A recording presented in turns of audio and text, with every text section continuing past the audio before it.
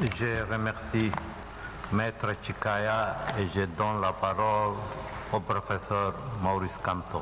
Vous avez la parole, professeur. Merci, Monsieur le Président. Monsieur le Président, Mesdames et Messieurs les juges, il me revient dans le cadre de ce second tour des plaidoiries orales de la Guinée équatoriale d'éclairer la Cour sur 3 points exposés par la partie adverse dans ces plaidoiries hier. D'abord, je ferai quelques brèves, mais très brèves, remarques sur certains faits qui ont été allégués. Ensuite, je rétablirai le véritable objet de la procédure en indication des mesures conservatoires pour lesquelles nous sommes devant cette Cour aujourd'hui. Objet qui a été largement ignoré par la partie adverse lors de ces plaidoiries d'hier. Ensuite, je reviendrai sur la question du risque réel de préjudice irréparable et enfin, je montrerai non seulement qu'il n'y a pas lieu de rayer l'affaire du rôle de la Cour, mais qu'au contraire, les circonstances de la présente affaire justifient que la Cour indique les mesures conservatoires sollicitées par la Guinée équatoriale. Sur les faits, l'essentiel a été dit par mon confrère Sir Michael Wood. Cela étant dit, il faut rétablir la chronologie exacte des événements qu'une présentation ne restituant pas tous les éléments a rendu confus hier, alors qu'ils sont on ne peut plus clairs. Premièrement, contrairement à ce qu'a fait croire hier la France, c'est dès le 4 octobre 2011 et non pas à partir du 27 juillet 2012 que l'ambassade de la Guinée équatoriale a communiqué au ministère des Affaires étrangères de la France qu'elle disposait depuis plusieurs années d'un immeuble CISO 42 avenue Foch.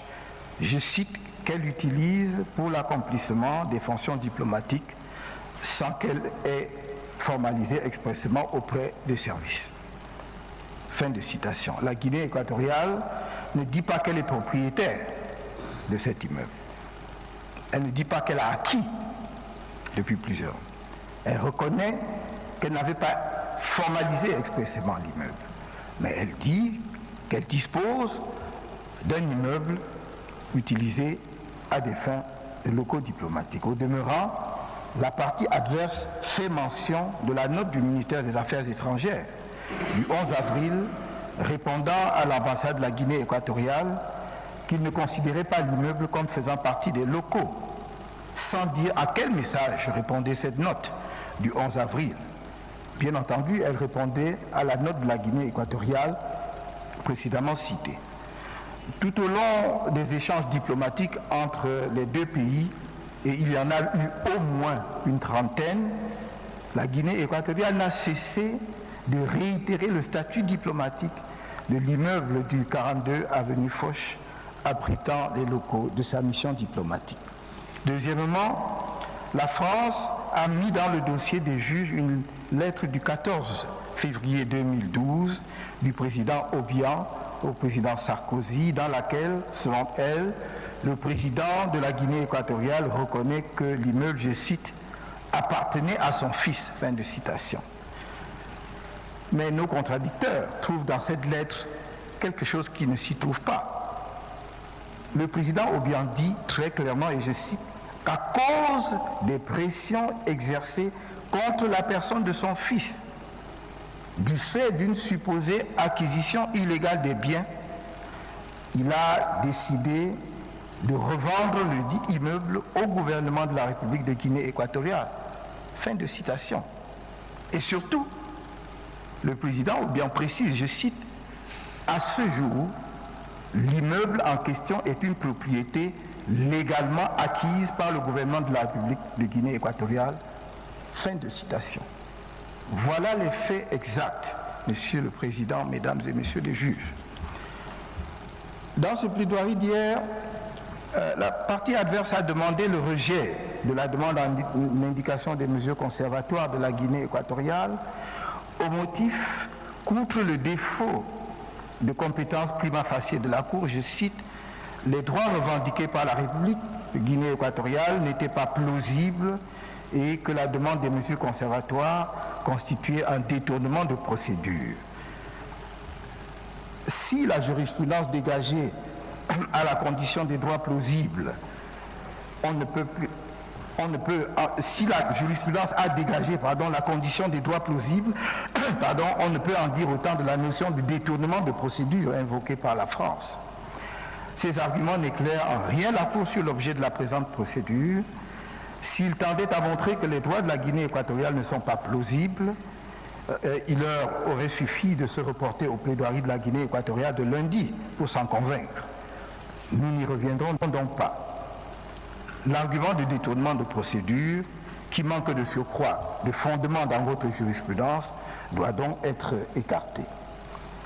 Les hautes fonctions de vice-président de la Guinée équatoriale n'étant pas contestées, pas plus que le droit de propriété de ce pays sur l'immeuble 6042 avenue Foch qui abrite les locaux de sa mission diplomatique, la Cour doit conclure que les droits de la Guinée équatoriale à l'immunité de son vice-président et à l'inviolabilité des locaux de sa mission diplomatique sont plausibles. La France s'est efforcée tout au long de ses plaidoiries à démontrer non pas que le vice-président n'est pas vice-président, ce qui eût été au demeurant irrecevable, mais que le vice-président ne jouissait pas d'immunité parce qu'il n'appartenait pas à la soi-disant Troïka. D'autre part, que l'immeuble du 42 avenue Foch n'était pas des locaux d'une mission diplomatique. Il s'agit là des questions qu'il convient de réserver pour le fond.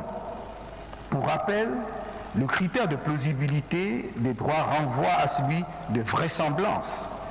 La position du vice-président et la propriété de la Guinée équatoriale sur l'immeuble du 42 avenue Foch étant établie, il est plausible qu'un tel organe et qu'un tel bien jouirait de l'immunité et de l'inviolabilité en vertu du droit international.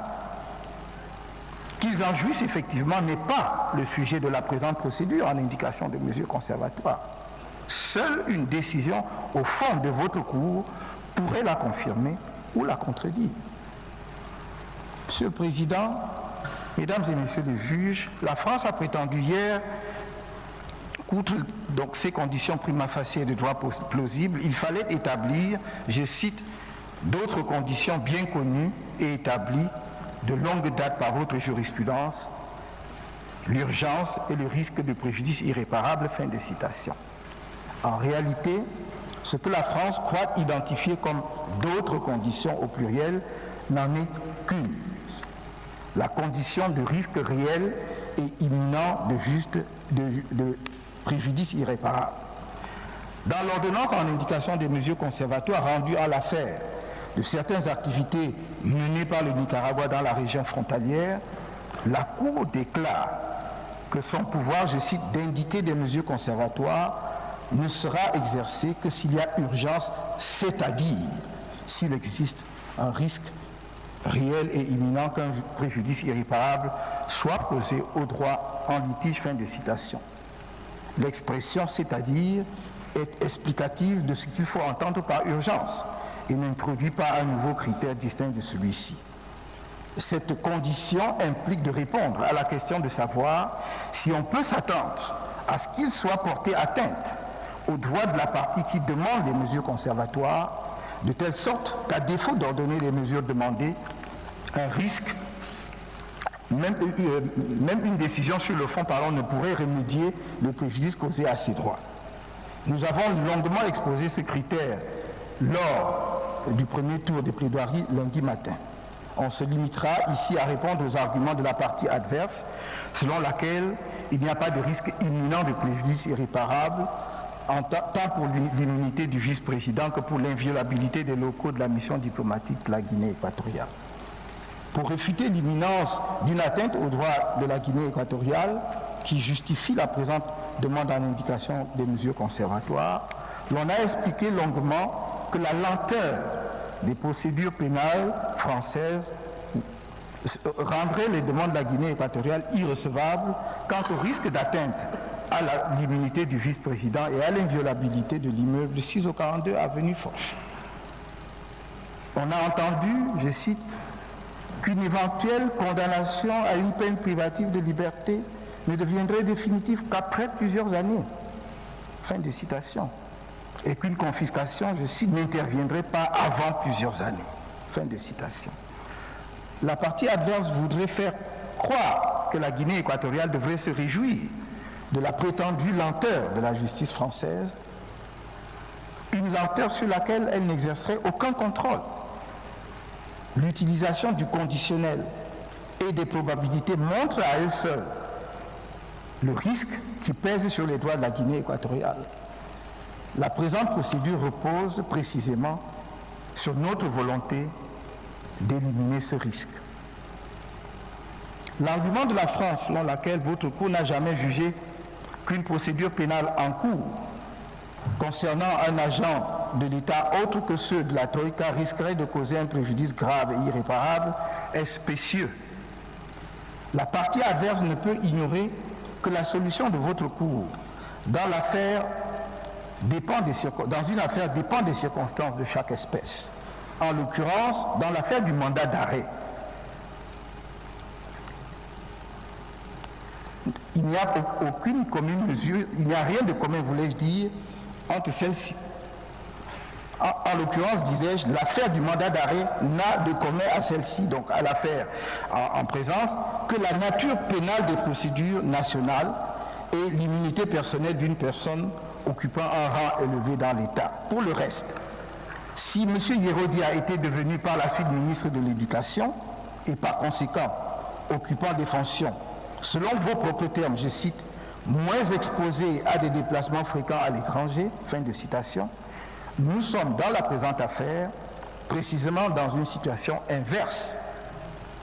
M. Teodoro Nguema Obiang-Mangue est devenu entre-temps vice-président de la Guinée équatoriale. Il remplit, à la différence du ministre de l'Agriculture qu'il était au moment de l'ouverture des procédures pénales en France, des fonctions qu'il expose, au moins autant qu'un ministre des Affaires étrangères, à des déplacements fréquents à l'étranger. La Guinée équatoriale a fourni au paragraphe 18 de sa demande en indication des mesures conservatoires une liste fournie, néanmoins purement illustrative, de nombreux déplacements à l'étranger de M. Teodoro Nguema Obiang-Mangue en sa qualité de second vice-président chargé de la défense et de la sécurité. Je n'y reviendrai donc pas. Mais depuis qu'il est vice-président chargé notamment de la défense et de la sécurité nationale, le 30 juin 2016, peu après sa nomination, il a reçu en audience l'ambassadeur de France à Malabo, M. Christian Bader, pour discuter de la coopération militaire. Il supervise entre autres la mise en œuvre de la coopération militaire bilatérale franco-équato-guinéenne du 9 mars 1985. L'ambassadeur de France était le premier diplomate à se rendre au bureau du vice-président pour le féliciter après sa nomination à ce poste. Le vice-président l'a reçu en compagnie du ministre de la Défense nationale qui est placé sous son autorité. Tout récemment, le 30 juillet 2016, le vice-président a conduit une délégation de haut niveau de la Guinée équatoriale au sommet des chefs d'État de la communauté économique et monétaire de l'Afrique centrale, auquel ont pris part des chefs d'État et des hauts représentants des États membres de cette communauté, parmi lesquels le président de la République du Congo, de la République centrafricaine, du Gabon et les premiers ministres du Cameroun et du Tchad. En août 2016, le vice-président a rendu une visite officielle au Brésil où il a eu des réunions officielles relatives à la coopération militaire. Comme le montrent les exemples qui précèdent, dans ses fonctions de vice-président, M. Teodoro Nguema Obiang-Mangue occupe des fonctions de rang élevé ayant clairement un caractère international. Il est un des principaux représentants de son pays sur le plan international, à vrai dire le deuxième après le chef de l'État. Les déplacements à l'étranger font partie intégrante et indispensable de son rôle et il est impliqué dans la conduite des relations internationales de la Guinée équatoriale sur des questions de la plus haute importance nationale. La France prétend qu'il ne peut être porté préjudice de manière irréparable aux hautes fonctions de vice-président de la Guinée équatoriale en charge de la défense et de la sécurité, sous prétexte que ces fonctions seraient remplies par d'autres ministres et personnalités de l'exécutif de la Guinée équatoriale. D'une part, comme vice-président, M. Théodore Nguema Obiang Mangue est en charge de bien plus de responsabilités que celles uniquement relatives à la défense et à la sécurité de l'État. Il est constitutionnellement la deuxième personnalité de l'exécutif au-dessus du Premier ministre. D'autre part, bien que les fonctions appartiennent à l'État et peuvent être exercées par toute personne qui en est chargée, le critère pertinent, selon votre jurisprudence, n'est pas celui du risque réel et imminent pour la fonction, c'est le risque réel et imminent du préjudice irréparable aux droits des partis. Et de toute évidence, il revient à chaque État de désigner telle personne à telle fonction. La France fait ensuite valoir que si M. Théodore Nguema Obiang fut l'objet d'un mandat d'arrêt par le passé, il est, je cite, hautement improbable, fin de citation, qu'il le soit pour le futur. Le critère que vous avez toujours pris en compte, Monsieur le Président, Mesdames et Messieurs les juges, c'est s'il existe un risque réel et imminent de préjudice irréparable. Dès qu'il est simplement possible, le risque d'atteinte aux droits d'une partie doit ouvrir droit à des mesures conservatoires. Telle a été votre position dans l'affaire Congo-France, lorsque vous avez refusé les mesures conservatoires concernant un général congolais, parce que le Congo, avez-vous dit, je cite, n'a pas démontré qu'il est probable, voire seulement possible, que les actes de procédure dont le général Dabira a fait l'objet causent un préjudice irréparable quelconque aux droits dont se prévaut le Congo. Fin de citation. Il s'ensuit donc que la seule possibilité de risque suffit à votre cour pour indiquer des mesures conservatoires. Monsieur le Président, Mesdames et Messieurs les juges, la France a utilisé pas moins de 6 fois l'adjectif improbable dans ses plaidoiries d'hier. Vous avez bien compris que la démonstration que je viens de faire, que ce terme ne correspond à aucun critère consacré par votre jurisprudence. À défaut pour la France d'affirmer qu'il est impossible qu'un mandat soit délivré contre le vice-président de la Guinée équatoriale, la Cour doit répondre favorablement aux demandes que la Guinée équatoriale sollicite. L'argument selon lequel le vice-président de la Guinée équatoriale peut toujours accomplir ses fonctions par des missions spéciales est malvenu et je dois dire paradoxal. Malvenu dans la mesure où c'est précisément cette intrusion dans la souveraineté d'un État et dans ses affaires intérieures que la Guinée équatoriale conteste. Il ne revient pas à un État souverain de dicter à un autre État souverain la manière de conduire ses relations internationales. L'argument est en outre paradoxal, en ce qui consiste à dire que la Guinée équatoriale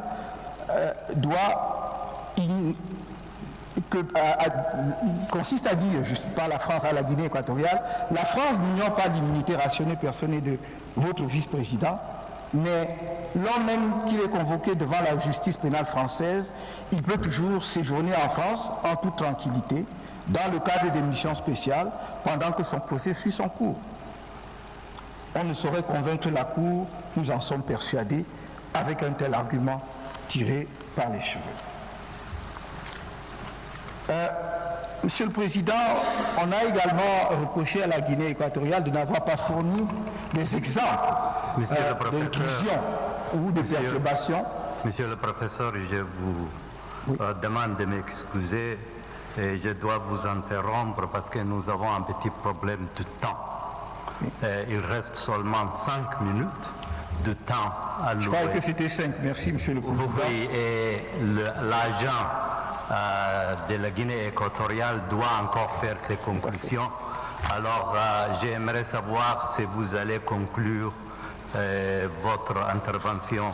Je conclus là, M. Bari. Je prie respectueusement le Président de bien vouloir donner la parole à l'agent de la Guinée équatoriale. Merci, Monsieur. Merci.